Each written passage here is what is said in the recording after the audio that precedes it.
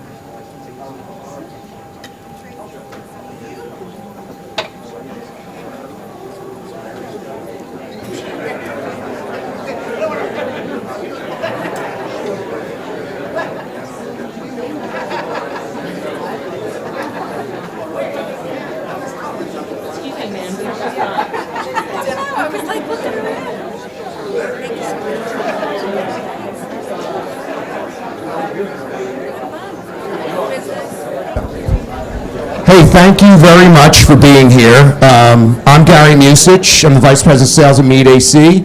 I want to welcome you to our first Global Meetings Industry Day. We have a great panel here, and before I do that, I want to thank you all, new faces, old faces, for being here. It's exciting times in AC. And real quick, I'm going to go right down. $900 million acquisition by MGM of Borgata, Waterfront Conference Center at Harrah's, ongoing investment in Golden Nugget. Revel is now 10 due to open this year. Next door to that, big announcement, Hard Rock committing to Atlantic City. Further down the boardwalk, we have Wild West and their new entertainment facility. Tropicana, $90 million investment, $1 million investment in our wireless here. And with that, this wonderful panel that I'm going to introduce the oracle of the travel industry, Roger Dow, the CEO and president. Whoa. That's right, of the U.S. Travel Association. So thanks for being here. Enjoy the panel, and we'll be back for Q&A at the end. Thank you very much. All right, thank you. Well, thanks everyone. As Gary said, thanks for being here. What a terrific turnout. And just going to touch a couple things. First of all, it's good for me to be back in New Jersey. I grew up in New Jersey. I grew up in North Jersey, Ridgewood, went to Seton Hall, and got my first job at a little hotel as a lifeguard when I was in college. It was called Marriott. They had 6 hotels, and I kind of hung around for 35 years, and it's been a fun ride. We'll talk about first jobs and things like that in a minute. But as you heard from Gary, it's Global Meetings Industry Day. This is the second year that Meetings Industry Day has gone global, and last year was in 30 countries, 80 locations, 40 million social media hits. Las Vegas Strip was lit up with all sorts of signs about meetings. The Empire State Building and Niagara Falls turned themselves blue to talk about it. This year, I've noticed your big sign here, at Harrah's. All sorts of things going on in Atlantic City with a lot of signage. The San Francisco Giants baseball park at their game today is talking all about meetings on their big board and things like that. And one of the reasons is, this year we think it's going to be bigger than ever all around the world. But it wasn't always that way. And when you look at it, the reason we're doing Global Meetings Industry Day is to really get elected officials, people in communities, the media to understand the impact of what this industry does and has on a community and on jobs and all of that. It wasn't always that way. I'll take you back now. I'm in Washington, D.C., and there's nothing going on these days in D.C., so I just sit around. But I'll go back 8 years ago, and our newly elected president, President Obama, came in office. He wasn't in office 10 days, and he's going to a rally, and he says, hey, he said, I got to say one thing. You can't go to Las Vegas for the Super Bowl on the taxpayer's dime, and people are applauding in the background, and all of a sudden, everybody piled on, and it was anyone who could write from the media about people in meetings being bad guys, bad folks, going to resorts, going to Las Vegas, wasting money. Politicians were running to the microphones. I recall 2 things happened. One woman and she was she was a congresswoman from West Virginia. And the next day, she goes to the microphone, she says, I'm introducing legislation tomorrow that no TARP company that took money from the government can have a meeting at a resort. And I called her up, and she wasn't there, and I said, would you tell a good congresswoman that she lives 15 minutes from a resort called the Greenbrier? And you might share with her that they're about to lay off 600 people next week, and they're rumored to be going bankrupt in about 2 months, which both happened. She called me back personally that afternoon. She said, I didn't mean the resorts in like the Greenbrier. I meant like California, Las Vegas, Florida, those resorts. I said, oh, now I got the picture. All right. I was in down Wrightsville Beach. They had this ABC on your side fella, and he's standing in front of me. He said, I'm standing in front of the luxurious 200-room Hilton. It has a swimming pool, a bar, and meeting rooms. And he said, look over here. And he walks over the parking lot, and he's pointing out North Carolina Department of Transportation cars. He said, while we're worried about the state's budget, they're partying. He forgot to mention that, first of all, the reason they were meeting is to figure out how they could cut 20% out of their budgets and still deliver the services. He forgot to mention they'd worked out a really special deal with the Hilton to host the meeting, and he even forgot to mention that Hilton even allowed them to bring in their own appetizers for their cocktail party because they didn't have much money. But that's what happened. So anyone who could pile on was piling on the meetings industry. I mean, resorts were taking the word resort off their letterhead and off their and their billing and all that, and it was now just the Broadmoor or the Breakers. Resort didn't appear. Hotels and resorts in Las Vegas and around were actually taking down their reader boards. And what would happen is you'd have to come in, you have to go to the front desk, go, where is the ABC convention? Oh, that's down the hall, because the media was coming in. People were taking pictures of these folks, trying to catch them in an embarrassing moment at a meeting. Then I could shoot this guy. There's this guy from General Services, GSA. He's in the bathtub with champagne. That didn't do us any good. And then the IRS was having some party, and they were dancing around. So a couple of things like that. But we really, and the challenge was, when all this happened, the meetings industry, we got caught flat-footed, totally flat-footed. You know, I called around to all the alphabet super industry. I said, who's got numbers? Who's got numbers? How big is it? And I got, well, really big, really big. I said, well, how many people does the meetings industry employ? A lot, a whole lot. And we didn't even have numbers. We didn't have data. And it actually kicked off with, Larry Luderin was head of MPI at the time, and we kicked off something called Meetings Mean Business. And it was a coalition bringing together the alphabet soup of the meetings industry. So it was ASA, PCMA, MPI, IAEE, you name it. If they got initials, we all came together and said, never again, we've got to do something about it. And that's really what's happened is, we're working very hard, and this whole group working together is telling the story of why meetings are important and getting people. And when this happened back when the new president was elected, we tried to get a CEO to come speak about the importance of meetings. I went out to all my friends at Marriott, Hilton, Hyatt, all my friends, and all these corporate CEOs go, not going near that third rail, get someone else, not me. And so we got this fella from the steakhouse, what was it? Texas Roadhouse. There's one fella, he said, I'll talk. And he gets on, he said, look, he said, I spent $2 million on this meeting in San Francisco. And he said, let me tell you, it's the best money I ever spent. I don't think I spent enough. This is get my folks all rallied and spend it. He said, but we couldn't get a corporate CEO because they're afraid of being painted. And we met with the president afterwards, several CEOs, myself, and said, he talked about this comment. He said, look, that wasn't aimed at you. He said, that was aimed at the bankers. He said, the American people hate these bankers. And he said, I wasn't talking about your industry. And we began sharing with the new president what it hurt. And Bill Marriott sitting right next to him, and he said, I have to share something with you. He said, you're president of the United States now. He'd been president now for about 8 weeks. He said, when you say something, stuff happens. And he said, let me explain what happened. It wasn't him, it was a whole pile-on. He said, let me explain what happened. He said, I have a hotel in Boston, and there's a Westin right next to it called Copley Place, and he said, we used to run 82% occupancy. We're now running 67% occupancy. And he said, you know who's out of a job? Not the general manager, but the bellman, the front office person, the caterer, whatever, who needs the job, really needs a job. And I watched at that moment, President Obama got it. And he said, I apologize. He said, I wasn't aimed at your industry. He said, but I get it. And from that moment on, that administration moved forward with, you can say whatever you want about that administration, what they didn't do or whatever, but on travel and tourism, man, all sorts of things began happening. And we had this great thing happening going through that. And now we're sitting looking at a new administration. And obviously there's a whole lot of things that are happening that are concerning. And we want to make sure that we can get a welcoming word out and all this. And so we're going to be getting ready to, again, meet with the new president. And as I keep reminding folks on our team, I say, no, people's hair is on fire.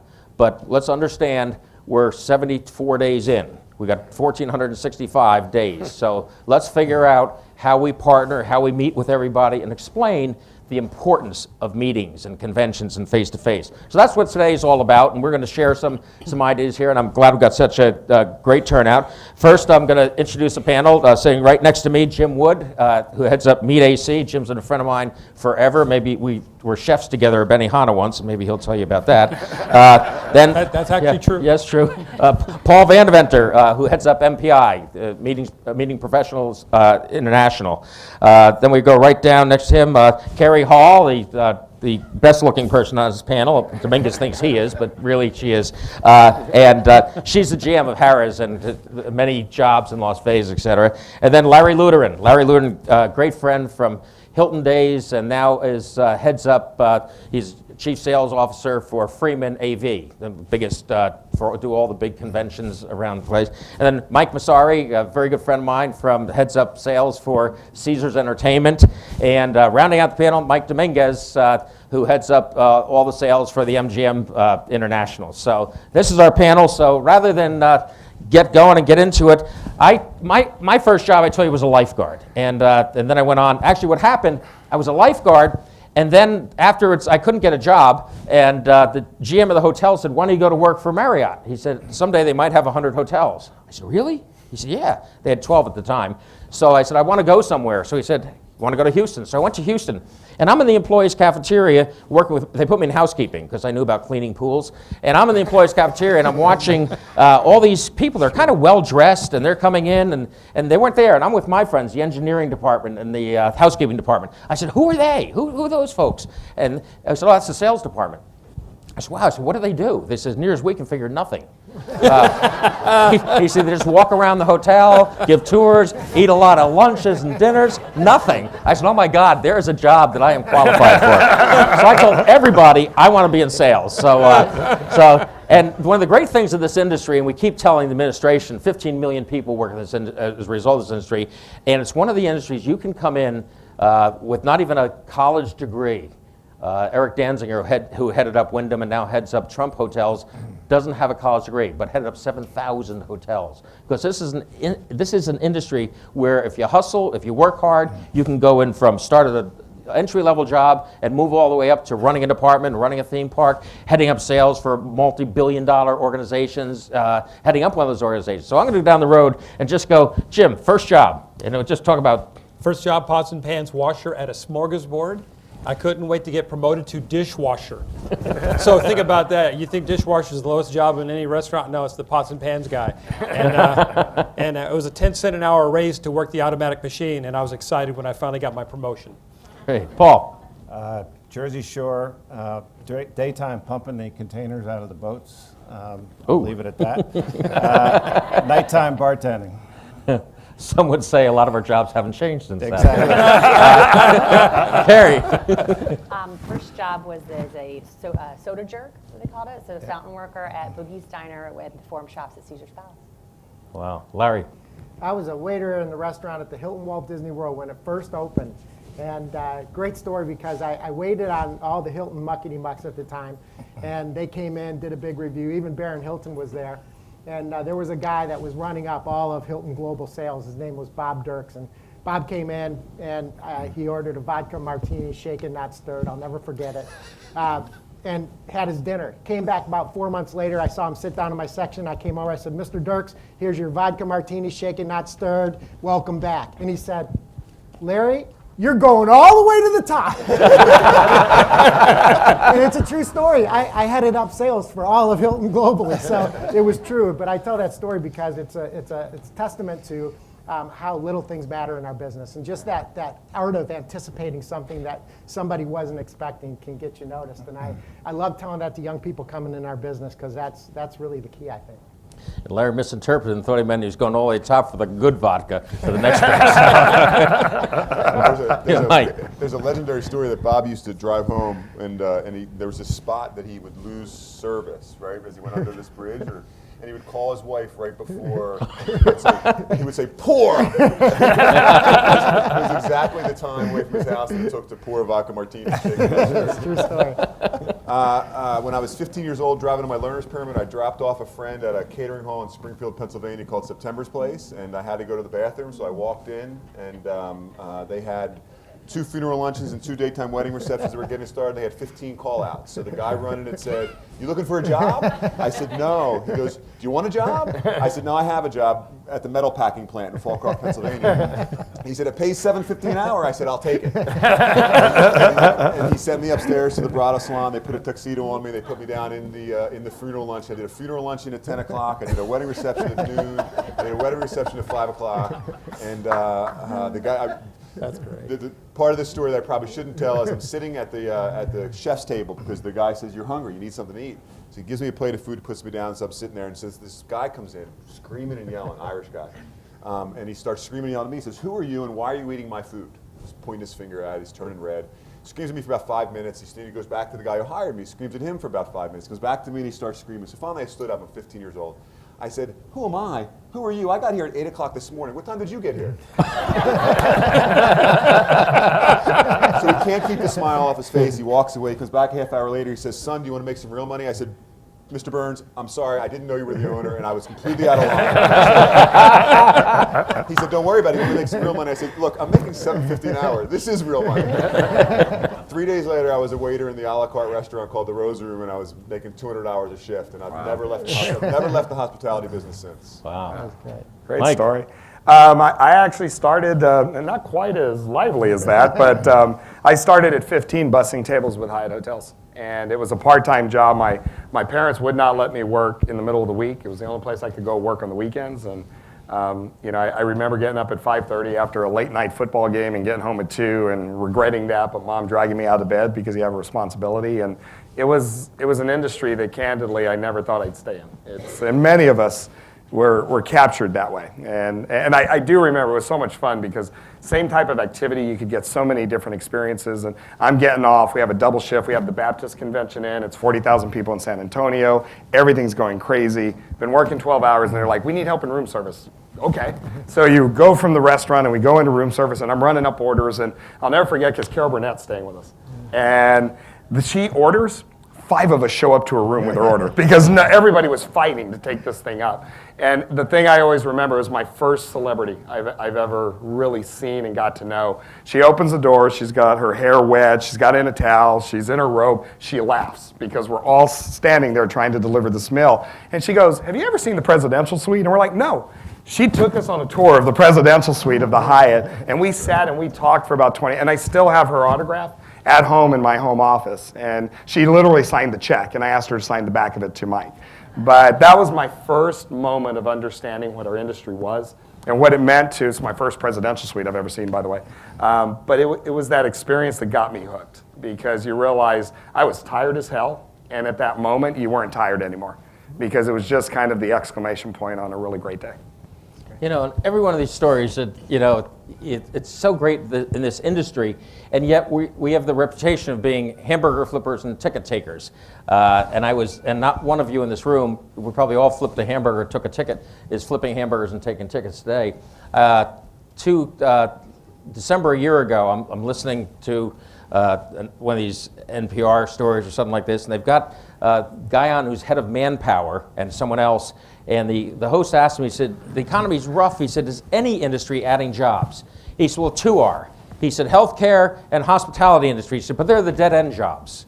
And I wrote to him and I said, let me explain. And we had done some research at U.S. Travel and went back 40 years or 50 years in National Bureau of Statistics data and took people and said, if you started in the hotel business or the hospitality business and were there more than a year or your career is still there, what are you doing now? What are you making? And it turned out the data was very interesting.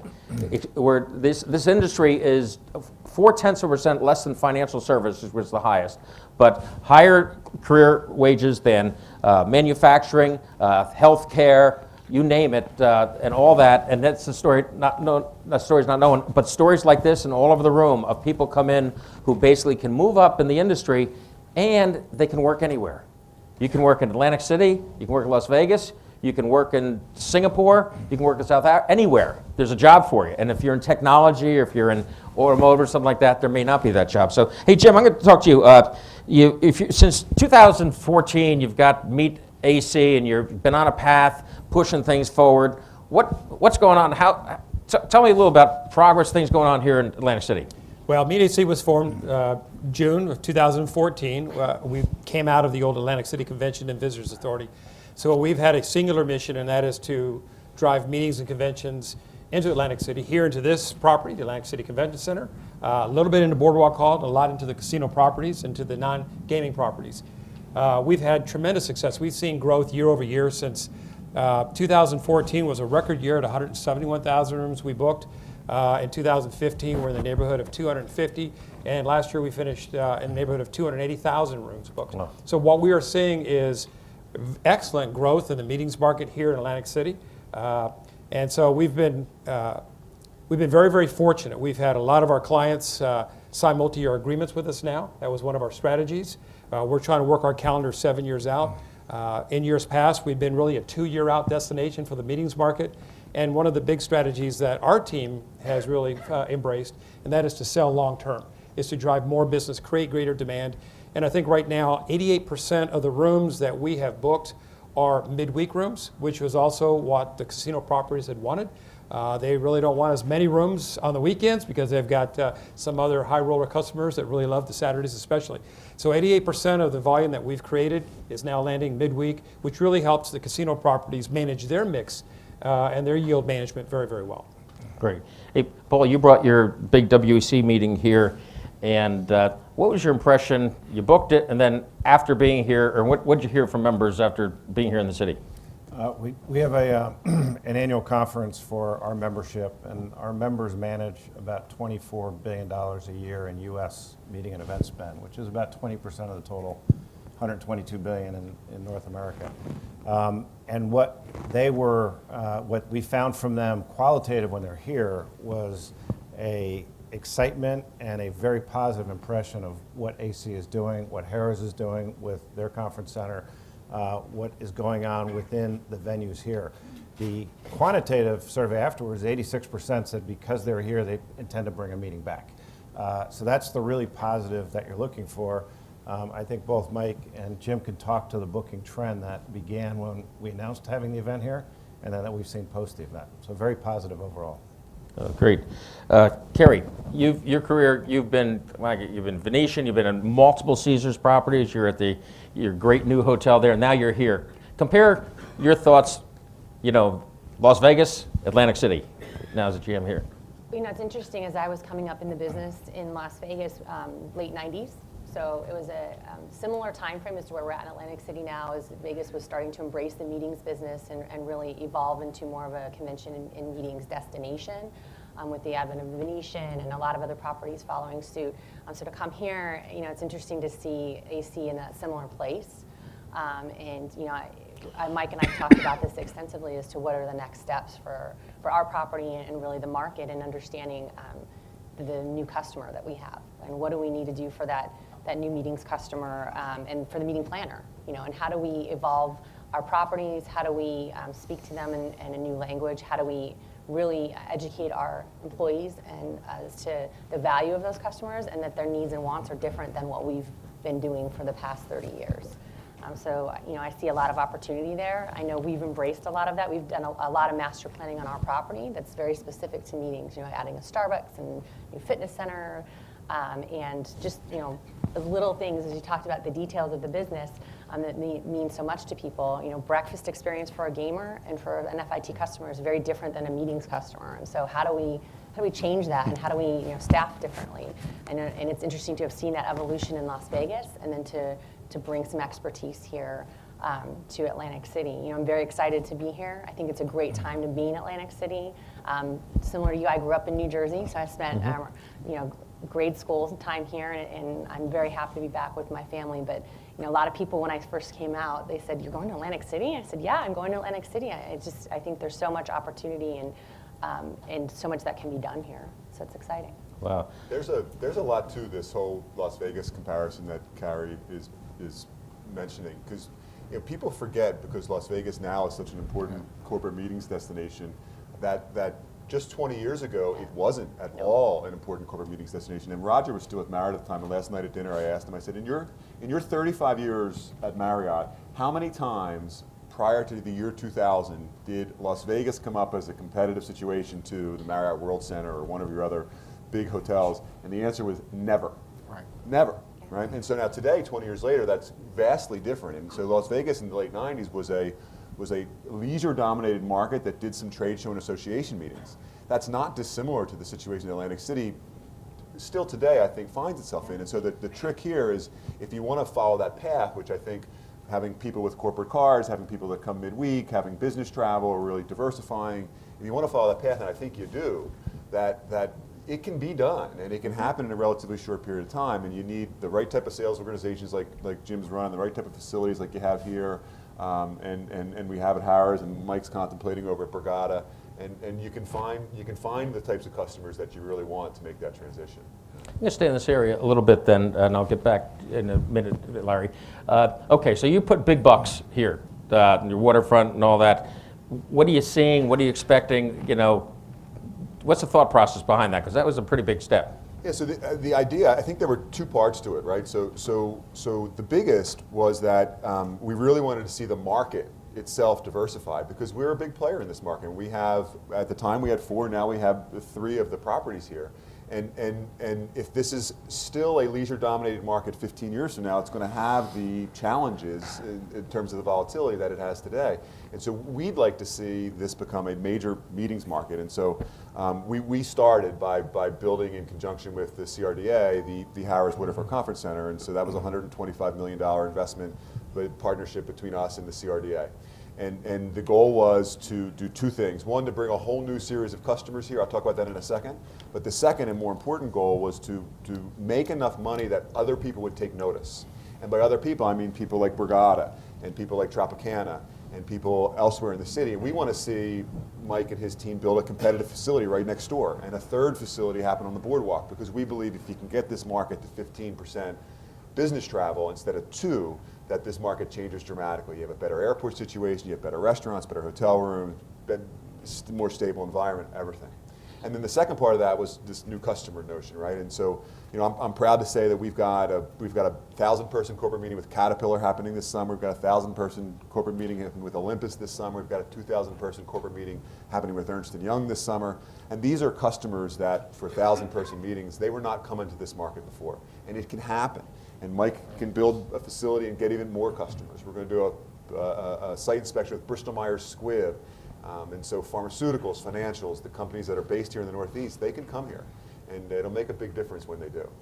You said something that was very important to my ear, is a lot of the folks in the media know we've been at a little bit of loggerheads with our legacy carriers of airlines, because their idea of how to grow is to shut down the competition and not allow any other airlines to come to the U.S. and what you said, I hope he builds more. And I know you guys, every time I watch you in Vegas, you had 1 million square feet. Dominguez adds 2 million square feet. And I'm watching this thing go up. So, what are your plans? Are you going to one up this guy in Borgata? What are you going to do? Yeah, it's funny, because this is a very genuine conversation we have often. And you talk about the comparisons. It's a belief that we have in Vegas that you are carrying to another destination, and it's that what's good for the destination is good for all of us. And we have to start thinking that way in a longer-term plan. And I thought it was telling, last year when we were trying to expand in Las Vegas, Mike and I testified to a committee that was put together by the governor together. And the reason we did that is we represent 70% of the market, and we're telling you this is a good thing. We don't need to go separately. It's not about Caesars. It's not about MGM. It was about the destination. And we think this makes sense. And it's the same conversation we've had before. The announcement during WEC was that we were getting Borgata right while we were in here. And I remember him telling me immediately, you need to build right here. That land you've got, we need to connect the buildings. We need to get it going. That passion has come out from day one. And it wasn't about competition. It was about we can change AC together. And he has said that more than once, the power of MGM and Caesars coming together with Visit AC, and how do we bring that to a unified front to say, let's bring all the armies together. Because if we do that, we really do believe, and I don't think it's Pollyanna, I think we can change the destination if we work together. And then you get the city really starting to think about what's the long-term strategy? What is the long-term plan? Because if you're going to bring that kind of business in, the one thing Vegas has done is become the entertainment capital of the world. That coincides with the same convention business and the mix of business that we have in Vegas. I think AC has that same opportunity. But there isn't competition here. And I said this when we were coming in. I don't remember who I was talking to. I go, he's my peer, he's my friend, he's my colleague, and he's my competitor last. But we don't see competition that way. There's enough business to be had, but if the destination is healthy and strong, we'll both keep our jobs. And that's the way we look at it. You've got to move the destination together. What's behind the 5,000 emails you sent me? Got another one from Masari. I mean, I don't know, but It's a different Masari. oh, a different Masari. Tony Masari. Signaled the boat Okay, together. but you know what they're saying is so true. It's this rising tide raises all boats, because Las Vegas you both said individual, and then if you pull a list of the 20 top convention centers in America, like cities will be, it'd be Atlanta or Washington, I think like 6 are in Las Vegas compared to cities, of the individual property convention centers. And you've seen this thing go to 150,000 rooms a night. I can imagine having to fill 150,000 rooms every single night and running 92% occupancy, so it's amazing. Now, Larry, Larry was at the forefront of Meetings Doing Business, really drove it and made it happen, and first chair of the group and all that. Aren't you worried with technology that you're just really chasing a dead game of face-to-face? No, I mean, not just to the contrary. I remember, I live in Washington, D.C., so I was on the Beltway, which is notorious for bad traffic. And a radio ad came on the radio, and it was something to the effect of, nothing can zap company profits faster than a face-to-face meeting. And it was one of the very first radio commercials for GoToMeeting. Remember when that technology for teleconferencing came out? And they were trying to get everybody to subscribe to the fact that they can do video conference instead of going to meetings. And just to the contrary, what's happened is technology. Now, fast forward, and we're actually, a lot of our customers are streaming their events all over the world. And there's really no fear that by streaming it, you're going to discourage somebody from attending a meeting. And just the opposite is happening. You're giving them a taste of a meeting and the content when they may not otherwise be able to access it. And it's really spurring them to want to attend face-to-face next year. So technology in that respect has really has driven face-to-face attendance more than hurt it. Now, the second thing that's happening, I think, is a real significant thing in our business is that the thought that we have people attending meetings is no more. It's hard to get people to come out to a meeting to attend it, sit in a general session and listen to somebody all day long. People want to participate. And so we're going from this philosophy of having meeting attendees to meeting participants. I mean, you look at how people check in the hotel. Companies in the meeting side, or the hotel side of the business now have apps where you can go in and you can choose your own room. You can check. You can put, key the door with your smartphone. That same thing is happening with meetings. People want total control of their experience. So technology has helped enable that. So now we're selling a lot of technology, second screen technology, what we call it, and it allows meeting leadership to get instant feedback on what might be resonating real time with an audience. So if somebody's speaking about something, the audience can immediately give feedback through this technology to the speaker that they want to hear more of that topic. Or if they're talking about something they don't really have interest, they can tell them that too, and they can move on. It really makes the experience, it makes the connection so much more efficient. And so this type of technology is really helping. The other technology that's really resonating today is this, is being able to go into an app and see who's coming to the meeting, to connect, even if it's a 20,000 person meeting, you can connect with the 10 people that matter most to you, designing your whole experience and the networking part in advance. It's really significant, and I think is really helping to drive people out and want to do face-to-face because it's all about them. It's mass customization in a way that we've never been able to access. There's a richness and a depth to face-to-face communication relative to other forms of communication that's a permanent part of the human condition. I mean, you can't ever take it away. And technology has just enhanced all these things. We have a saying in our organization, and I think if you think about your lives, you probably all live this way, which is if it's not that important, send an email. If it's important but not mission critical, pick up the telephone. But if you gotta get a yes and it's really important, you go see somebody. Right. Because the level of communication that we're getting here now relative to what you can get on a teleconference or just via written communication is immensely different. Well, and I would add probably the best evidence that technology is never going to kill meetings. Our largest meetings are the exact tech players that designed that. That's a great equipment, comment. Exactly right. and they're bringing people together face to face and spending $1 million. And to top that off, they tried for a short period of time to say we're not going to do that anymore. And they said, We're only "Time out, gonna it go doesn't this work." way. And then they said it just Yep. clearly does not work. It's not as effective. That's the best evidence because they are coming in droves, and they're the people that sell the technology that will allow you not to meet face to face. And plus, most corporate executives are boring as hell. And can you imagine having to sit there and watch something on the tube? You're busy doing emails and all that. Paul. MMB just finished a study that came back with the results that one face-to-face meeting is the equivalent of 20 emails or 10 conference calls. Wow. So you look at that, and then you look at some of the Oxford studies we've done before, which a face-to-face meeting for every dollar put in generates $9.90 on the top line and almost $3 in the bottom line. The numbers are there, and so face-to-face is not going away. When I talk to the administration around DC, I'm saying you have to understand this is adult education. We should really look at this as adult education. When you get out of college, if you don't go to a meeting and learn best practices, if you don't go somewhere in your industry, you're going to fall behind fast because you're going to be sitting there and finding stuff that's leading edge and implement. I said, and if education stops in this country when you're really 21, 24 years old, 25 years old, and then this is the way people continue to learn, which I think is really important.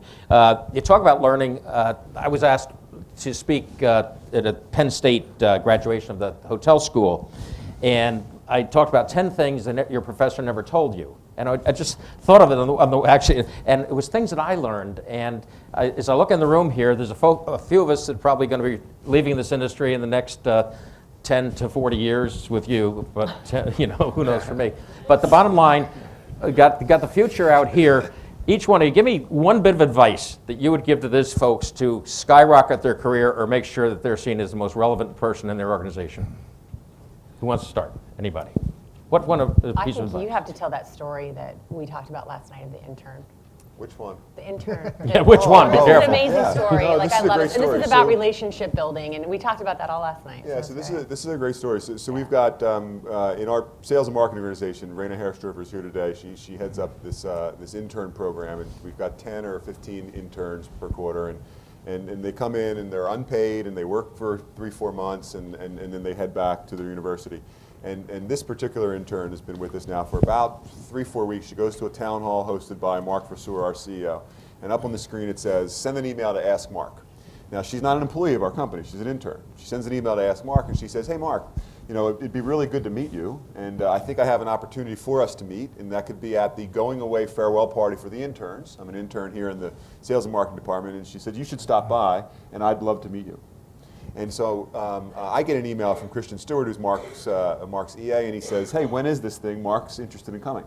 And so I think, my gosh, here's somebody that's 21 years old, junior in college, here on an internship, and she stands up and takes the initiative to go send this email. Like, that's somebody you want working for you in your organization. That's the type of moxie, that's the type of initiative, that's the type of self-confidence that you see in this industry all the time, and I just think it's fantastic that she did. Mark's coming to the farewell gathering, and she's going to get an opportunity to meet him. And I imagine she might get a job offer somewhere down and the road. I could feel pretty confident she'll get a job offer from at least one person on the panel. Yeah. What else? I would recommend it's twofold is practice communication and practice being able to deliver messaging because it's probably the most critical thing. You can have all the knowledge and experience in the world, but if you cannot communicate it in an effective manner, you're going to struggle. And we started something internally because we ask our salespeople, what's your biggest need? And we have an internal Toastmasters group just for sales at MGM Resorts that we now are up to 50 people,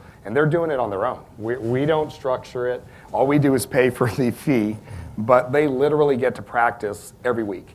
And they do it at different times. One of the groups meets at noon, one group meets at 5, and you realize the more that's around, the larger it's growing. And the question I always got is how do you get comfortable speaking of practice? It's like anything else. If you're not going to practice, and most of us don't get enough time of being able to do that in front of people. And the second piece of advice is, stay hungry and stay humble. Humility in this industry, to me, is one of the things that will advance you faster than anything else. And that humility is, I'm here to service. In any leadership job we have, our job is to mentor, groom, and to service other people. And when you lose that humility, I always say, look, I live with 3 women. My ego was shot long ago because they tell me my faults each and every day. And I'm a better person for it. But that humility is what I think drives careers more than anything in today's world. And that wasn't necessarily the case 20, 25 years ago. Being genuine and being humble, I think, will pay great dividends for you. To me, it's you cannot network enough, and be thoughtful about it, and also be realistic about it. Our current volunteer chair, Brian Stevens, who founded Conference Direct after Larry replaced him at Hilton, right? And he talks about he joined MPI 30-something years ago, and he made a conscious effort. MPI, PCMA, ASA, he joined them all. Every meeting he went to, met 5 new people. And he built what some of us remember called this Rolodex that's this big. But he consciously walked into the room and said, I know you, I'm not going to talk to you, I want to find 5 new people. And he's done it his whole career, and he's thoughtful about keeping that network together. So I encourage everyone to keep networking and to mentor and be mentored, both ways, because you learn both sides. And you grow that way. And then the third part of that networking and being thoughtful, and this is my mother taught me, when you walk out of that door, you're being watched. No matter whether or not you think you are, you're being watched. It might be someone who's observing you to see if they want to hire you. It might be a competitor who's observing your behaviors. It might be someone watching you for your boss, but you're being observed. Do I want that person on my team? Do I want to work with them? So be thoughtful, be proactive, and just keep networking, because it's fun too. We're on the hospitality industry. We're good people. Jim. Yeah, if I could just add, we're in the service industry. And so every role that you have, regardless of what it is, your job is to serve the needs of those around you. It doesn't matter if you're in finance, marketing, communication, sales, it's service. And even as myself as the CEO for Meet AC, my job is to serve and meet the needs of my team so that they can go out and be successful.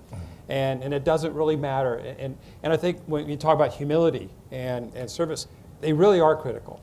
You have to have that, because if you think you're bigger than somebody else within your department, then you're going to start having problems. So I just say it is be humble and always focus on that one thing, and that is, I've always said this, it is better to serve than to be served. And if, as so many of us, we adopt that in our own lives and in our professional careers, we'll be much more successful. Gary. I wanted to build a little bit on what you said, just in regards to networking, but it's for me, it's about building relationships and quality relationships. Going back to the technology question, it's really easy to send an email or to send a text. You'll get a better answer if you do it in person, and you build that relationship later down that road, that you might need something from someone, and they're far more likely to do it when they know you and they've built that quality relationship. We had a long conversation last night about it's important to keep those long-term relationships. They're harder to make the longer you go in your career. And you fall back on those, and it's incredibly important. I think people don't do that enough today. Pick up the phone or walk into someone's office and ask a question and be curious and understand what's happening in other parts of the organization, and really build a strong relationship so you can again use that down the road to your favor. So. A thread of all this, sorry, Larry, but a thread of all this, and you said the word be curious. So I think it was St. Francis of Assisi who said, seek first to understand and then to be understood, which maybe the modern version is spend more time being interested than interesting. And that's through all of this that everybody's saying, right? I mean, if you spend time trying to understand what somebody else wants and then how you can help deliver that, you'll be really successful in this business. Yeah. I have a sign in my office. It's live the moment, love the battle. And there's a story behind it. When I lived in Orlando, I befriended one of my neighbors. He moved in, and he was a doctor, and his profession was a doctor of the mental psychology of elite athletes, and he worked with Olympians, a lot of hockey players, and a lot of tennis players. And him and his partners, who are gazillionaires now, studied these elite athletes, and they were trying to figure out what made the difference. What gave that elite athlete that little bit of edge. And what they concluded through a lot of research and data was that the athletes at the highest level that really focused on the process and being in the moment and the battle did just that sliver better than the athlete who was driving and driving and driving to get a time or to get a score on the scoreboard.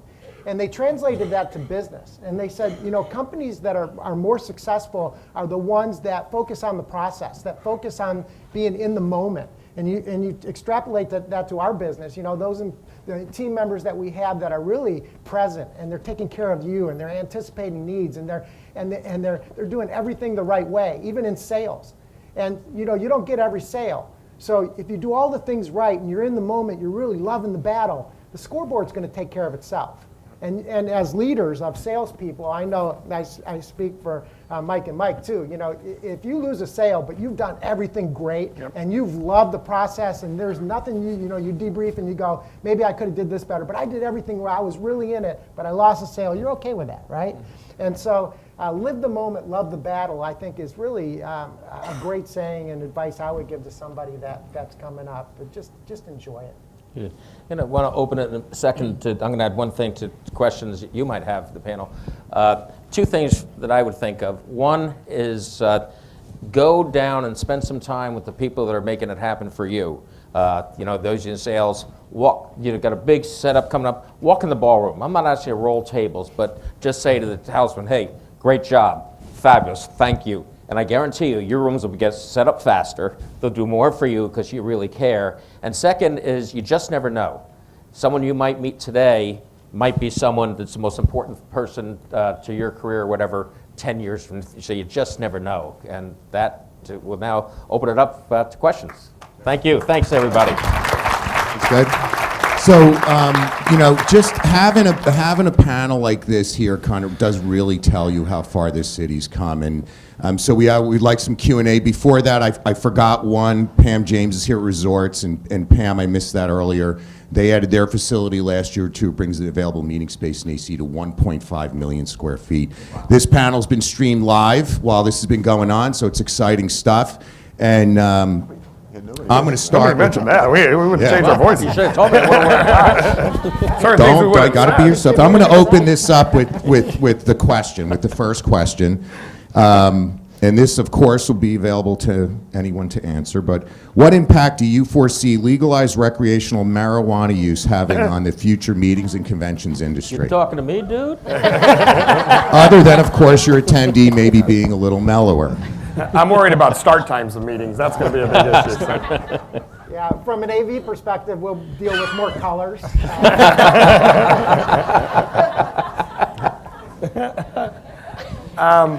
I can tell you just in conversations we've had with some of our partners where it's been legal, it hasn't been this huge impact. And I don't know if you'll see it or not see it because there's sometimes this thought process because we legalize something, it's now happening and it never happened before. So I don't think there's been this dramatic change in behavior. We haven't seen it. Colorado has kind of led the charge as far as they've had that in place for a much longer period of time. They haven't seen any impact except the medical marijuana. That section, when you talk about cannabis and cannabis meetings, is growing and growing at a rapid pace. Yeah. And that is substantial to the industry. It's a new industry. It's a new business. Our government has to figure it out. It's really, really silly because if you're a criminal and you want to rob something, go rob a store because they cannot have a bank account. So they carry more cash than anybody else because it's federally illegal. So they can't take their money to the bank. However, the IRS does charge them taxes.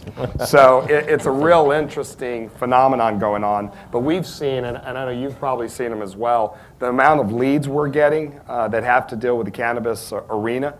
And with it passing in more and more states, I think it's just going to continue to grow. So it's a vertical market that we should all be chasing. Mike, have you seen an uptick in banquet revenues, food and beverage?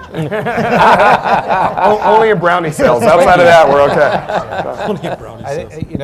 The thing with marijuana tourism which everyone thought, what's going to happen to Colorado or Washington, is the reality in those states, it's still a private consumption issue. You can't do it in public space. Anywhere you can't smoke today, you can't smoke marijuana.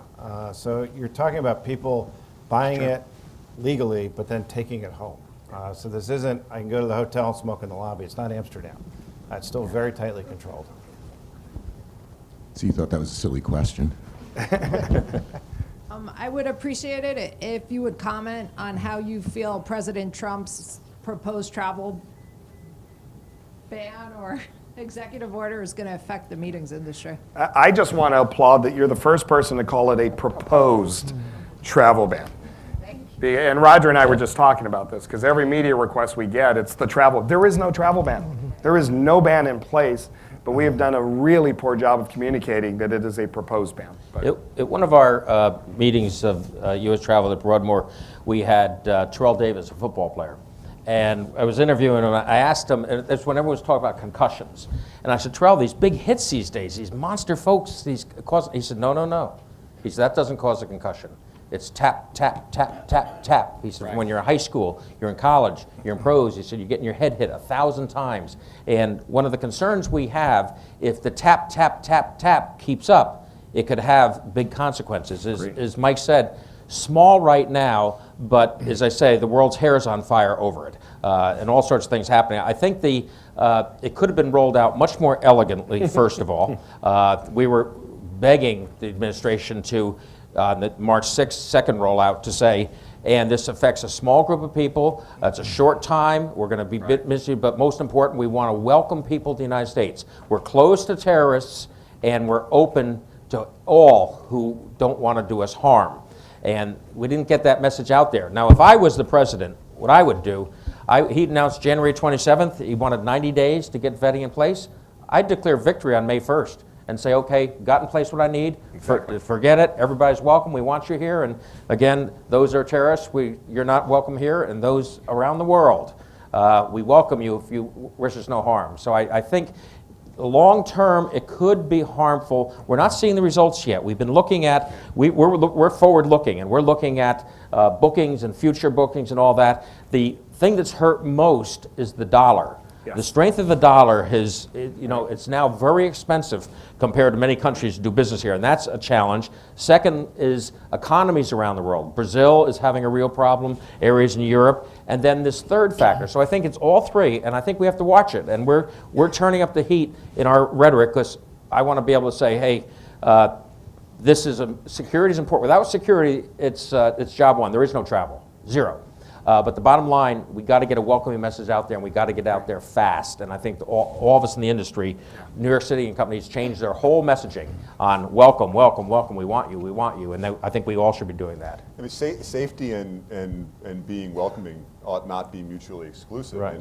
And so our challenge with all of this is that the conversation just hasn't been balanced around both sides of that.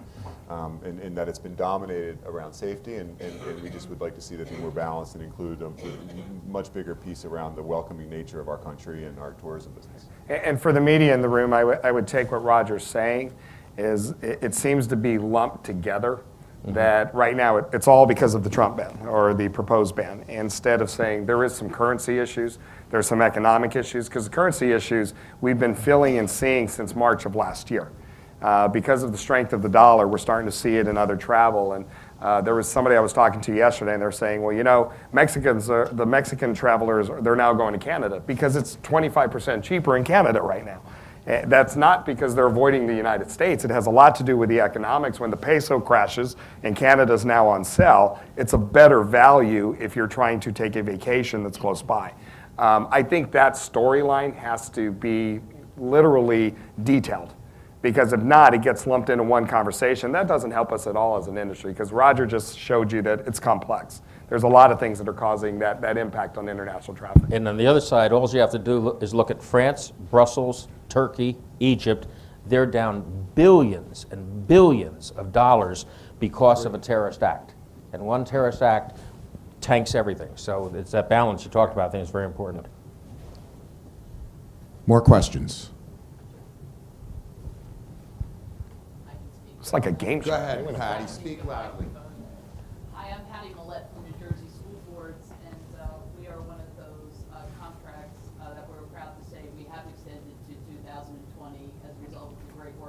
Bravo. Thank you. you. It's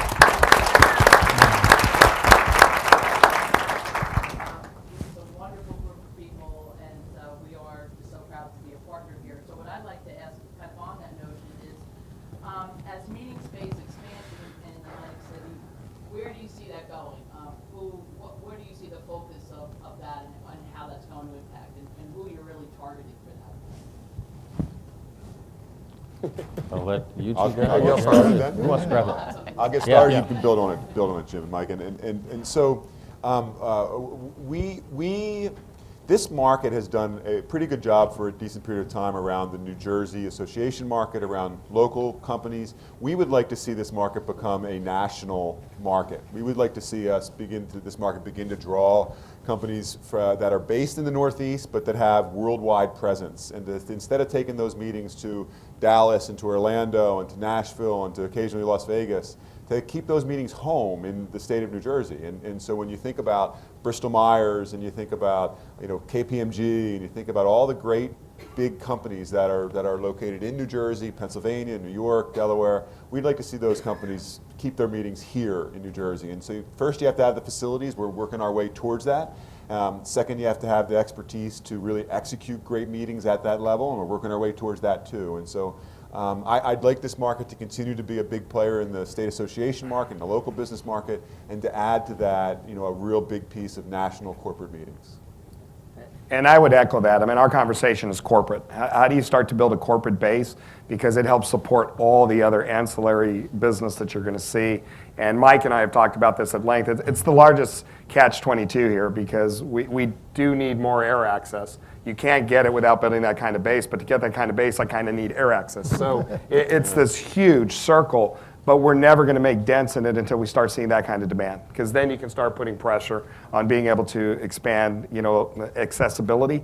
That'll be the next step, but that doesn't come without a constant base. And Mike said it earlier, you get us to a 15%, convention mix in this city, and now you have enough base to go to the airlines and say, it's always here.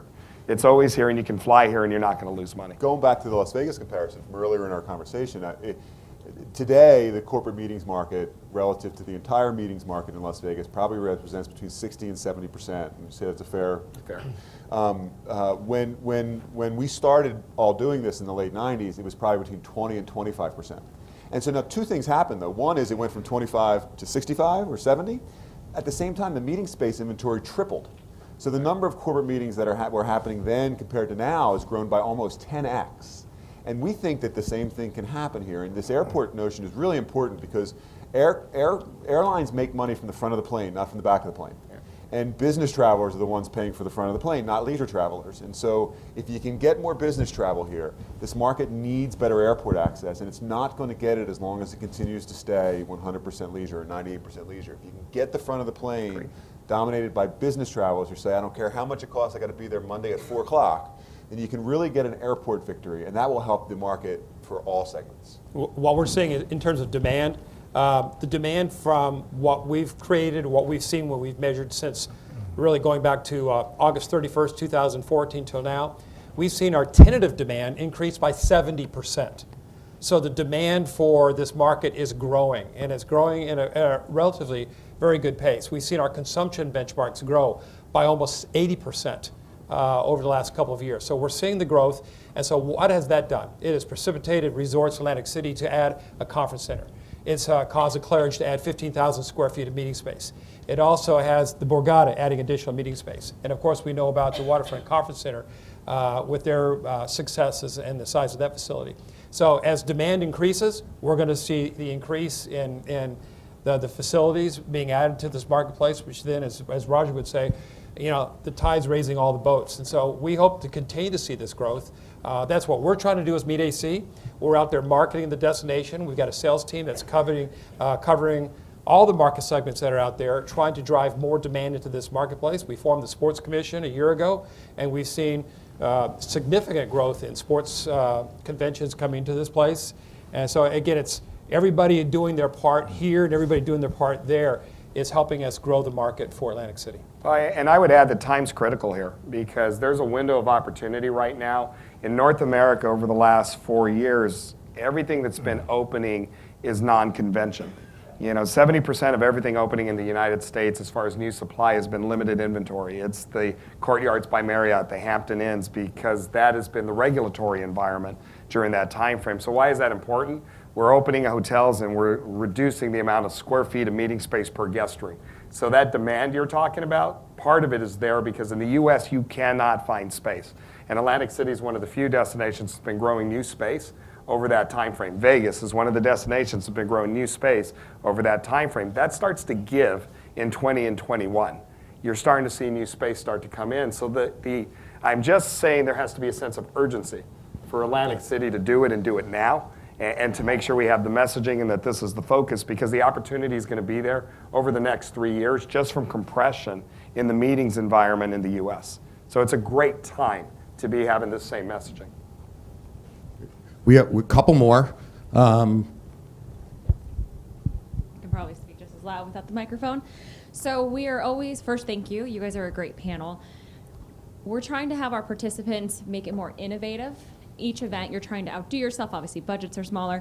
I want to know, it could be twofold. What is something that you wish we would innovate and make a little bit better? Or what is something that's coming that's very exciting for you to bring to your participants and to your businesses? You know, I'll take a stab at that. I think what I talked about, this second screen technology where you interact with the audience, people participate, I think is extremely important.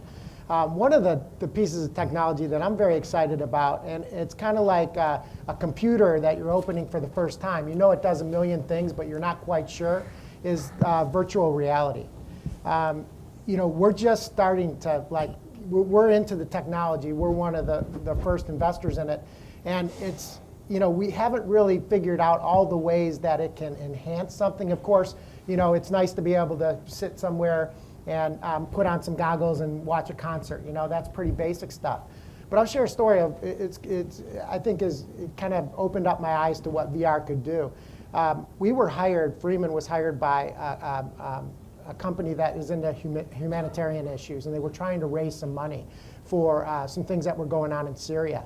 And they had a few targeted donors, and they couldn't get these donors to want to activate. And so they were really having trouble raising money. So they hired us. We sent a film crew out to Syria, and they actually filmed what was going on in Syria. And there was some kind of event, and they actually, you know, caught a fire. There was a fire in a house, and a little girl was running out crying out of her doorstep. And they got all this footage. And they brought this VR technology back to the United States. They gave it to these target donors. They put on the goggles. They felt like they were there. And they raised 5 times more money than they had targeted through that experience. And I share that because that's an example of how VR technology can put something into action that you never even dreamed that you could do. And I think relative to our business, that type of technology has applications that we don't even know about today that are going to translate into people connecting with things in bizarre ways. So I'm pretty excited about that. And you know, just the whole thought of, you know, that and so many other things. You know, technology is such an enhancer to what we do, and it allows us to reach an audience that never would be able to be reached before. So yeah, we're actually working with a couple of things. I'll add to that is we think virtual reality has a place and certain limitations as well. Augmented reality is what has us really excited. When you look at what Microsoft has just released with HoloLens, and we're working on programming with them, the problem is it's going to be late 17, early 18 before that programming becomes mass scale and it's affordable to do, but we're working with them. Augmented reality, the difference is it's the same information that Larry just shared with you, but I could have a device on and I could still see all of you in the room, and I could be Skyping with my boss at the same time. The augmented reality versus virtual doesn't give you the limitation of I lose the real world. And that's that next step in technology. It's taken virtual and now it's putting it on steroids. It's exciting. It's very experimental right now, but I've been in the HoloLens laboratory at Microsoft. It is the coolest. I'm such a geek with that stuff. And it was so cool to be there and to see it. But I mean, one of the visuals is I'm literally looking at the footage from the rover on Mars, but literally to the point that I'm air clicking and I'm able to look under a rock that they were filming, and it's you being on Mars. It's not you looking at a picture. You're able to move through the landscape as they see it. That's the next step. But at the same time I'm doing that, the Microsoft person's in the room talking to me and I'm seeing and we're having a conversation. I don't lose any of that. I think that has such implications for meetings. You think about education, to be able to have other education coming in as you're starting to educate here face to face, but now I have a virtual component that comes into everybody in that audience. There's some real opportunities on that side, and that's exciting for us. And then I will say, don't forget old school. We're building an ideation lab as part of our new project in one of our new projects in Vegas. But we've worked with Steelcase, and we've taken all their technology that they know about collaboration and the human element and what that looks like. And we always talk about, okay, we're bringing together people for meetings, but we create the crappiest environments for them to collaborate. So we're building a room that the tables are literally going to be 3 inches higher, because all collaboration research tells you if I'm presenting, I should be looking at you eye to eye if we're collaborating. If not, I'm talking to you. There is not a collaboration at that point. And that's the human condition. You're going to take it that somebody's lecturing you versus it's an engagement just on how we position the room. So we're working with that. We're working with Microsoft on the Microsoft Surface Hub, bringing in that technology. The room will be all whiteboards that will all record, but you can email to everybody in the room immediately. Nobody has to go collect flip charts to figure out who's gonna digest this and recap it and send it out. That's to me a little bit of old school coming in with technology. And we have to do a better job. And unfortunately in our industry, meeting space gets value engineered in any project. We all have the greatest dreams, and then you get to the budget and they're like, that's out, that's out, that's out. And I get my box when it's done. And it's the realities of the banks and how the performers work, and I've been dealing with that my whole life. And then we open it and we all figure out how much money we have to spend to expand the space and make it better and all those other things. But I think as an industry, we have to start investing in spaces that get the most out of that. The other thing I'd just add real quick is, you asked what you could do. I think one of the things that needs to be done is, to think about the meeting, the initial gathering, whether it's a corporate meeting or an association, as the start of something. And how do you use technology and all of the resources available to keep your message alive 365 days a year? So it's the beginning of a process. I think so many times, whether it's training or an annual convention or even a company meeting, we bring people together, we get them all jazzed up, and a week later they're on to their lives and not thinking about what was delivered. And I think we have to be thinking about how do we make it live for 365 days? And technology really allows you to do that, but it has to be thoughtful. You have to think through the process of how you're going to keep your message alive. And to the extent we're successful in that, it just makes our business that much more robust.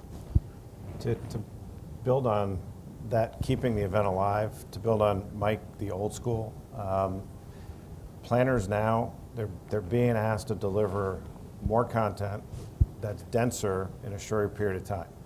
Neuroscience tells us that the experience and the environment you deliver that in improves retention. So, in the absence of having virtual reality today, how can you rethink the environment you're delivering it? How do you leverage the venues that are there today that you can repurpose? And going back even to our conference here last year, just thinking about some of that environment, people are still talking to me around the discussions they had on opening night because it was out on the beach. And it was just such a different environment, and that's stuck in their memory. And then the general session room that Freeman designed had 5 different screens, all different angles, and people walked in and they saw couches and picnic tables and big Barca loungers, and they didn't know what to do for the first day, but by the end of it, they're telling us that was an amazing experience. I retained so much because I wasn't thinking in the old world, I was focusing on what was happening in the room then and there. So rethink what you're doing within the budget you have, but you can repurpose what you're doing today to improve the experience and integrate the audience more into that experience so they retain more. I think I would also add is not about setups and things like that, but go to whoever you're working with and say, what is the objective? What are you trying to accomplish? And then measure it. And then post-meeting, measure it again. I was just at an airline meeting the other day, and the question was, how many people think China will overpass UK, Japan, and by what year? And they did one of those things and had the graph. And then they had their panel. And they said, now how many think? And the numbers were changed phenomenally. And I think if you can go back to your sponsor and say, your goal is to get information out about this drug. Okay. We ask people, how much do you know about it? And then you go out post-meeting, now how much are you more inclined to sell it? And then all of a sudden you'll become the deliverer of making things happen in the organization. Yeah, I think one of the biggest shifts just in meetings, and because of technology, content is no longer king. And I say this often. We've always heard content is king.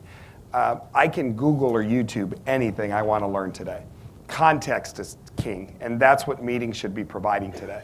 And there's a difference because it's not about dumping information. It's about tell me how that information applies to me. How does it make me better? How does it change my life? How does it change my behavior? And that's different than in the old days where we reported out a lot of content.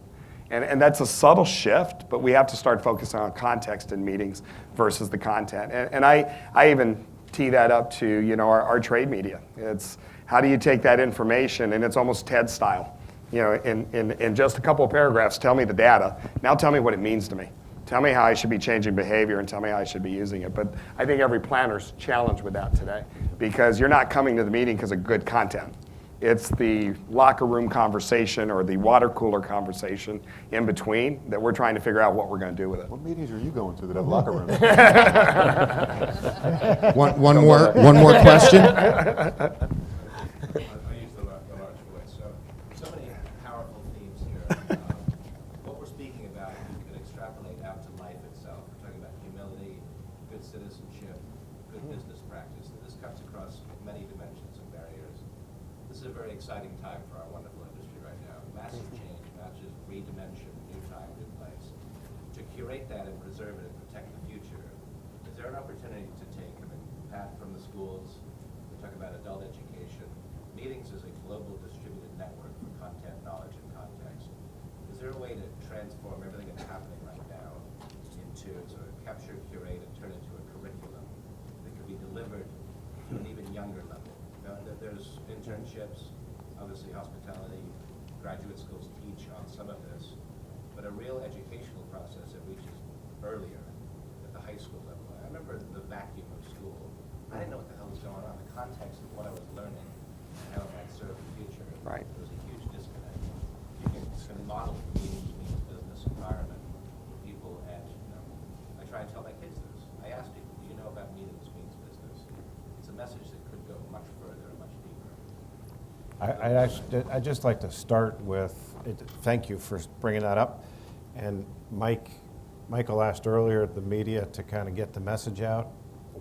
Everyone in this room has an obligation to get the message out. Right. And starting with us, the value of this industry from an economic perspective, the value from an innovation perspective, familiarize yourself with the data, familiarize yourself with the talking points, and push it out, and then push it out through your organization so those people start pushing it out. We all have that obligation. We owe it back to this industry to build the awareness. As you build the awareness, I think we expose it to talent, and that talent starts in junior high, high school, college. Make them aware of what they can do in this industry, career-wise and impact-wise. I also take from your question, it's a great idea. We're trying to rethink adult education. There's so many applications back into the public schools, and hadn't thought about it yet. Great idea, and I want to take that back to my membership and see how we can. When I started in this business in college, if you want to be in this business, no one knew anything about this business. You fell into this business. But if you did know about it, you'd go to Cornell, Michigan State, UNLV, or FIU. 4 choices. That was it. And now you look at, there's hundreds and hundreds of choices. But that grade school level you're talking about, I'll bet there's not but a handful, if that, of teachers saying, have you thought about the meetings industry? Have you thought about the convention industry? No, it's, have you thought about being a lawyer, a doctor, and all that? And we have a job to do. I'm trying to get them to do a Boy Scout merit badge in travel and tourism. I said, kids aren't rubbing sticks together these days, but boy, they sure could learn a lot from meetings and conventions and travel and tourism. And I'll tell you, this is an incredible, you all know this, we're preaching to the choir a lot here, right? But this is an incredible industry. I don't know, I have two pre-teenage girls, and I can't think of any other industry I'd like to see them go in more than this one. Hard work, effort, the people are so hospitable and so kind and so generous.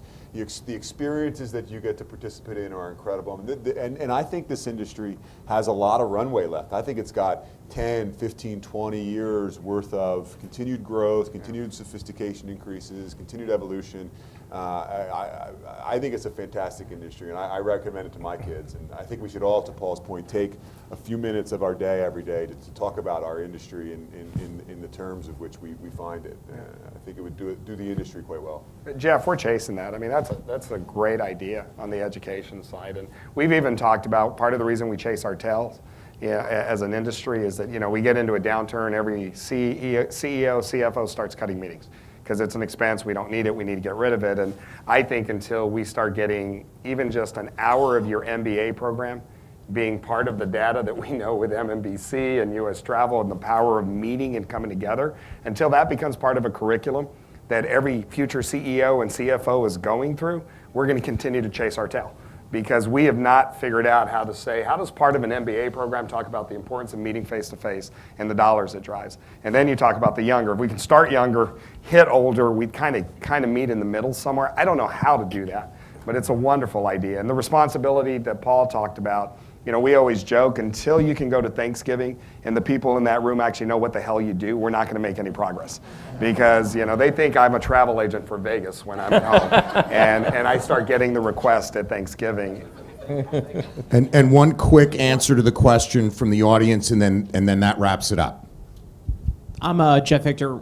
Jim actually spoke to our conference. We brought 3,500 high school students to my conference. Megan, who works with Future Business Leaders, brought another 1,500 here to Atlantic City this year. But we have, we work with future hospitality leaders, at the high school level, at the middle school level, at the college level. We certified 250 certified guest service professionals by AHLA at our conference.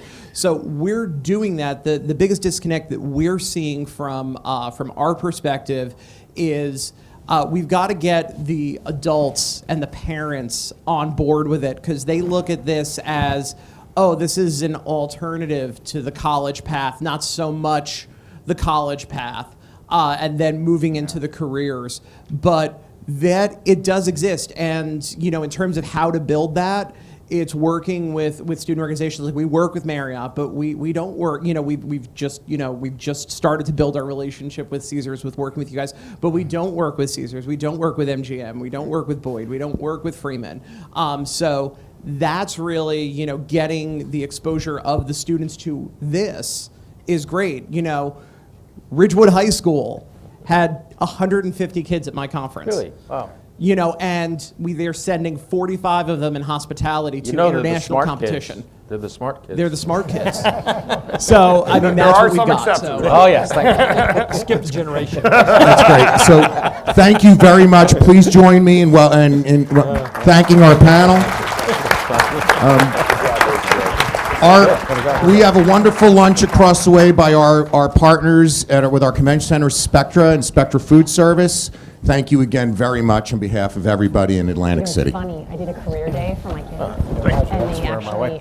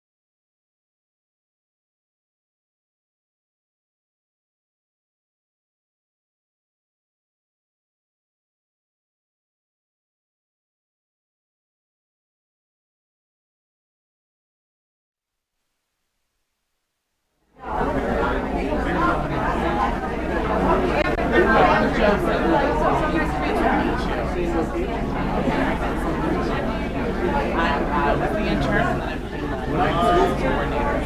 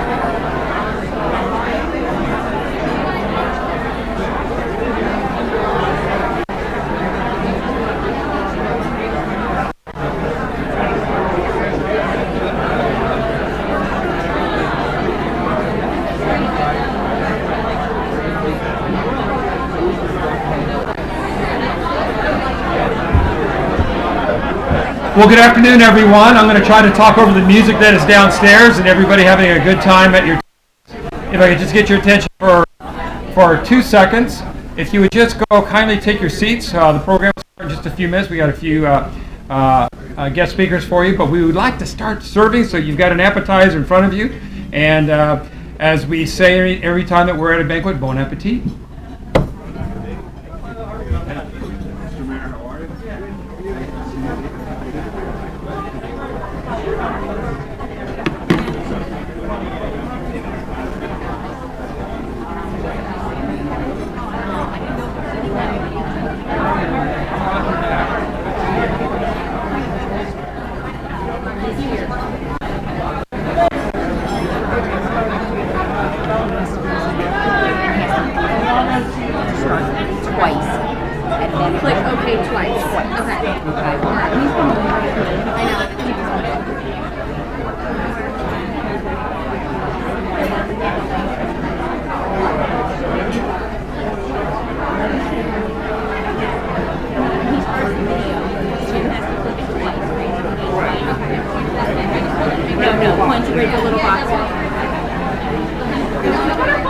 Oh, there he is. Let me just take this over so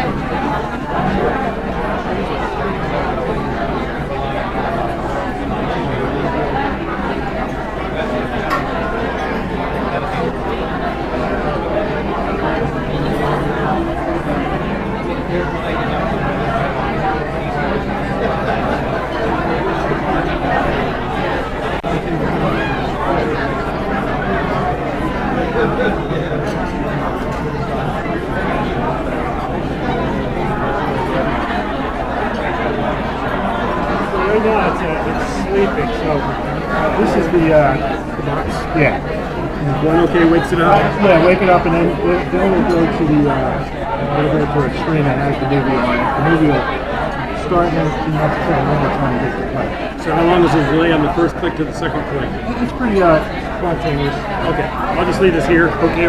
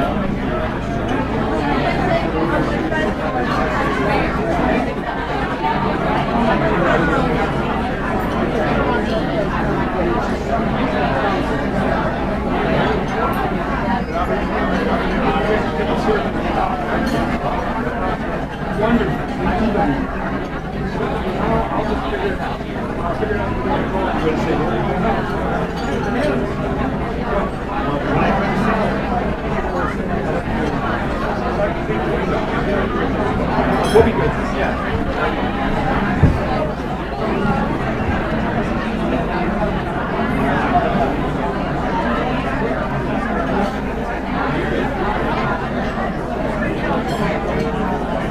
Well, if I get your attention up here, just please continue to eat.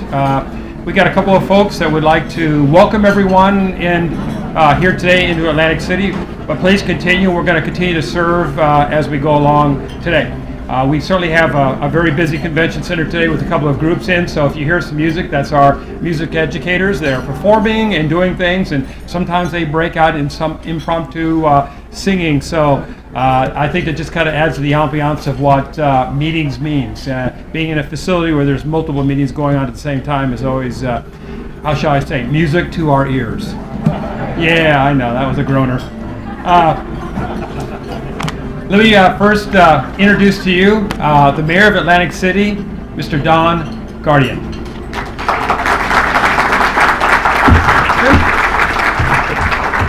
Good afternoon, everyone. Welcome to my hometown. Glad that you're here. I know I don't have to tell you how important meetings are. We are excited. Yesterday, with the Hard Rock announcement, we know that rock and roll is here to stay. We're very excited about that. And of course, with MGM buying the other half of Borgata, having the MGM family completely in Atlantic City is real exciting.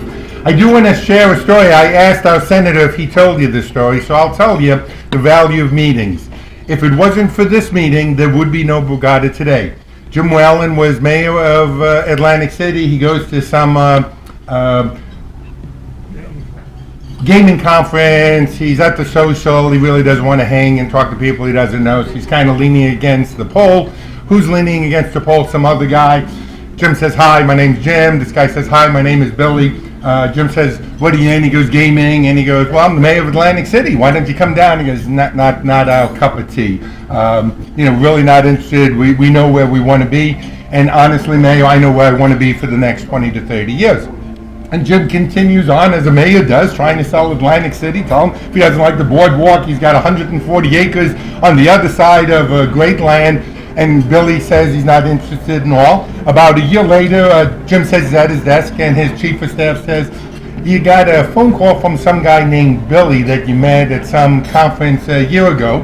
And Jim picks up, goes, "Yeah, Billy, I remember you," and stuff like that. "What are you doing?" She goes, "Well," he goes, "I took your advice. I came down. By the way, my last name is Boyd. And I took a look at that property, and you know what?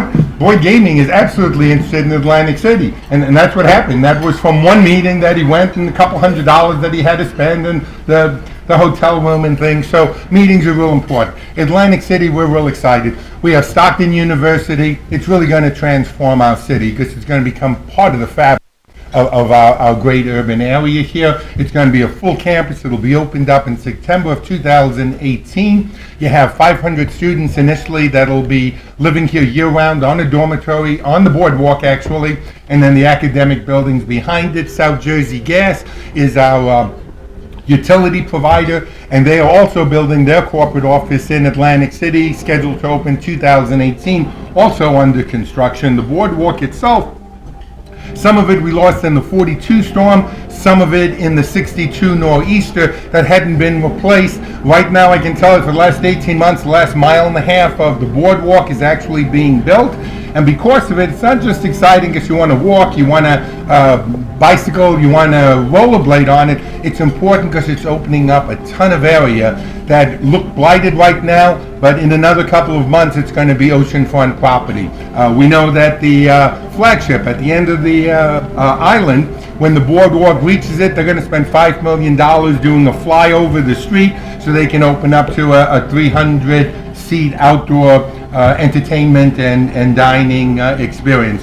You know that Borgata is going to be adding 100,000 square feet of conference space to Atlantic City. We love meetings here. It's what's our bread and butter. You know, we got cold weather, so I don't need you from the middle of June to the middle of September, but the rest of the year, except for Fridays and Saturday nights, we love you.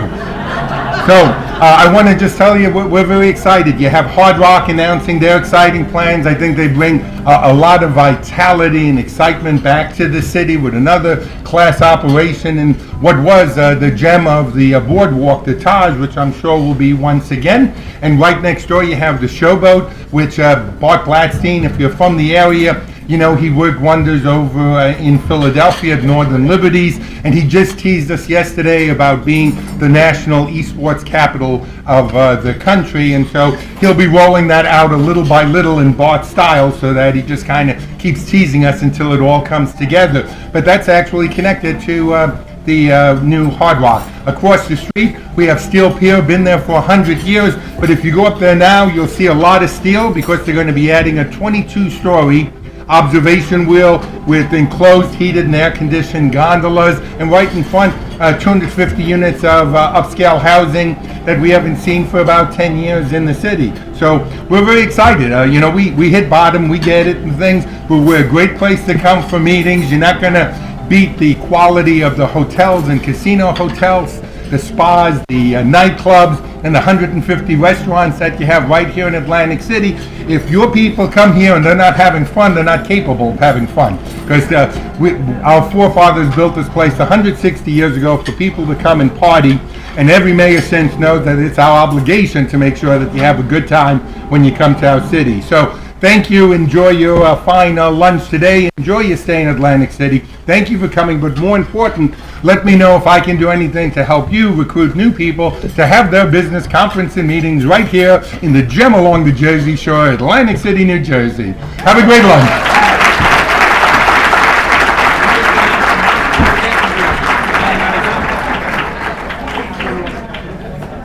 Wow, how do you top that? Thank you, Mr. Mayor. We do appreciate your passion and his love for the city. You know, he's a lifelong resident, and every morning you can see the mayor on the boardwalk on his bicycle. He rides all the way down to one end and turns around and rides all the way back. And sometimes it takes him several hours because so many people stop and want to have a conversation with the mayor of Atlantic City. He's always been so gracious in meeting with his constituents here, and he's also been just a big fan and a big supporter of our industry, and we do appreciate all that you do for us. Now, next I'd like to bring also another gentleman up to the stage who is also a huge advocate for the meetings convention industry. He served as mayor once upon a time here in Atlantic City, was part of significant growth, and now serves as one of our senators and is, I guess, set to retire this year. Please welcome Mr. Senator Whalen. Thank you very much, Jim. The mayor's done a great job of welcoming you and so on. Listening to the panel, I'll say to Roger, we share, my first job was a lifeguard. Right here in Atlantic City. I worked Steel Pier Beach, next to Steel Pier, the mayor referenced that. And I tell you that for a couple of reasons. It was a long time ago, Frank. It was 1964, which is a benchmark year in Atlantic City because we had the National Democratic Convention that year, and it was a disaster. And they were writing the obituaries about Atlantic City. The city would never recover from the disaster that was the 1964 convention. 10 years later, they had an election for casino gambling, and it failed. And they were writing the obituaries about Atlantic City again. Let me say this. We're like Dracula. You can't kill us. Okay? Lord knows but we keep coming back, and I believe of another rebound. One of the lessons that I've seen since I started in high school as a lifeguard, I've seen the positive and the negative cycles that Atlantic City has. And one of the things that I learned, Steel Pier Beach, the signature act of Steel Pier, for those old enough to remember, was the diving horse. So for 12 summers, I saw the wrong end of the diving horse literally jump off a platform into a big tank. It was a great gimmick for the first maybe 5 years, maybe 10 years, but 30 years later, they still had a horse jumping off a platform into a pool of water. The point is, you have to have new product. You have to stay fresh. If you're in the entertainment business, if you're in the media business, you have to do that. Atlantic City has constantly reinvented ourselves. We're going to continue to do that. We appreciate you being here, both for the meeting and also for bringing back. Enjoy your lunch, enjoy your stay, and thank you for having me.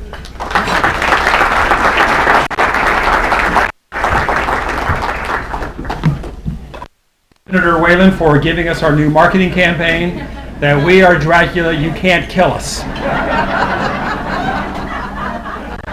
So I want to instruct the marketing team for Meet AC to please change all of our advertising immediately. And Harvey, I want you to cover that on the cover of one of your magazines, that Atlantic City is like Dracula. We would appreciate that support. One of our partner and the agency that oversees the convention center here, Atlantic City and Boardwalk Hall, is the Casino Reinvestment Development Authority. They've done just a wonderful job in all the things in terms of looking for new opportunities of investing back into Atlantic City. Chris Howard is their executive director, and without further ado, I'd like to bring Chris up to the stage.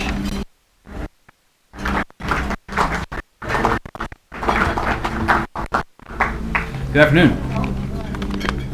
So, at the risk of sounding like I'm in a support group, I also started out as a lifeguard. And I have to say, I was sitting. Maybe I missed my. I'm not sure where I went wrong, but I'm the executive director, and we oversee both Boardwalk facility, the Atlantic City Convention Center. Both are managed by our partners at Spectra Venue Management. Oversight of the two facilities. The authority has really been committed to reinvesting in both facilities and making the necessary to bring them into the 21st century. So we have our luxury tax bond proceeds, which are improvements at the facilities.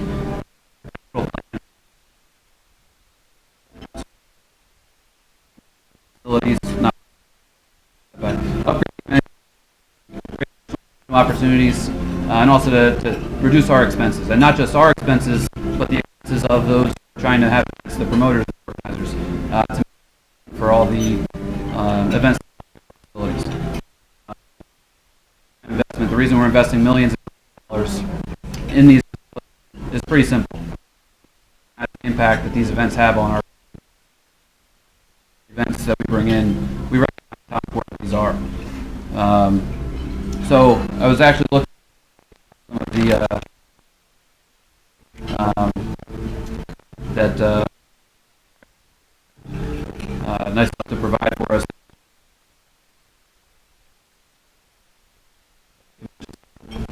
So I was looking at as far as they're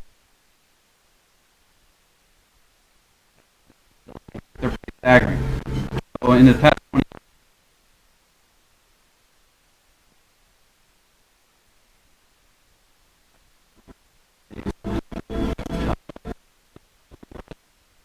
a quick highlight. I'm not going to take much of your time, and I'm being overruled here by musical performers, but obviously, you know, we value. We are all in, and we are continuing our investment in the facilities and the community, and hopefully, you know, you'll all be back for progress. So, thank you very much.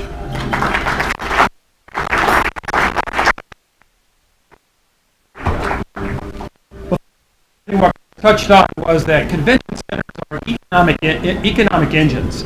You know, that's what this building is. It throws off convention centers are major drivers. Obviously, every city has one.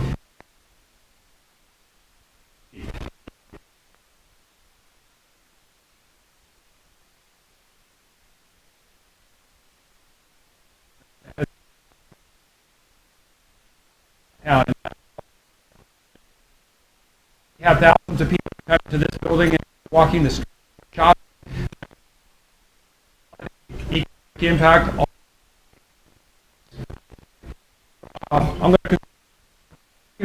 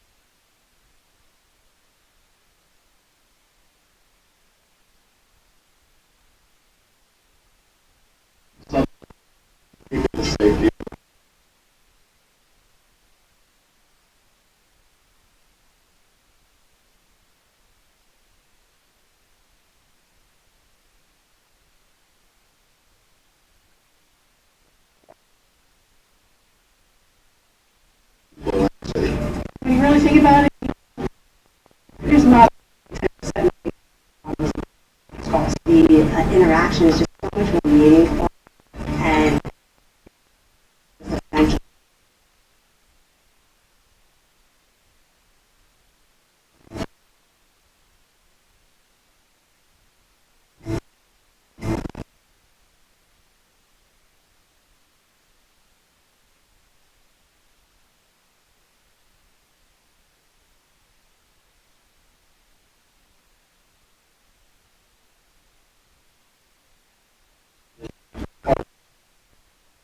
Current future success. We have promoters as well as the workers and companies that serve the clients. Back here, Spectrum.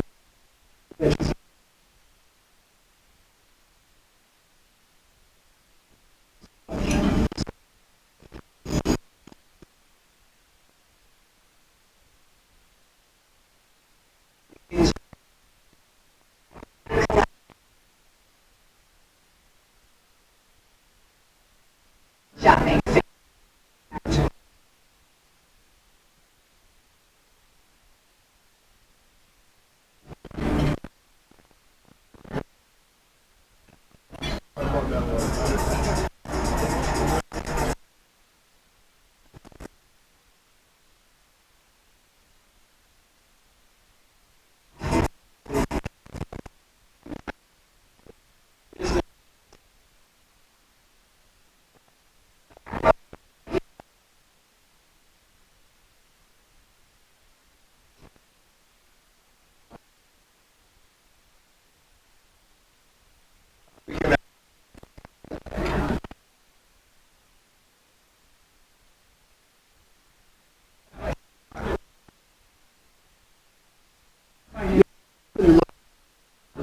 Okay.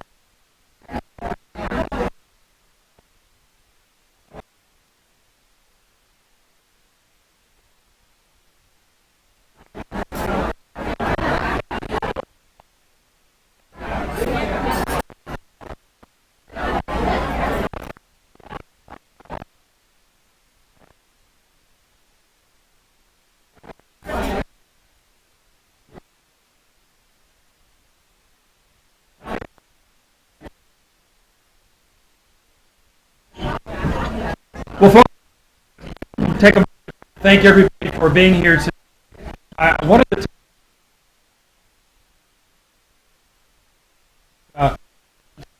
the meetings means business. Right?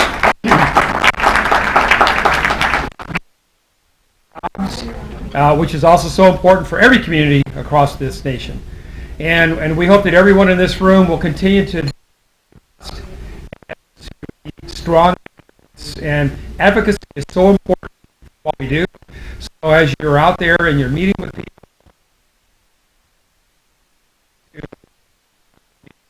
speak highly of the hotel industry, speak highly of the convention center business, of the restaurant industry, of any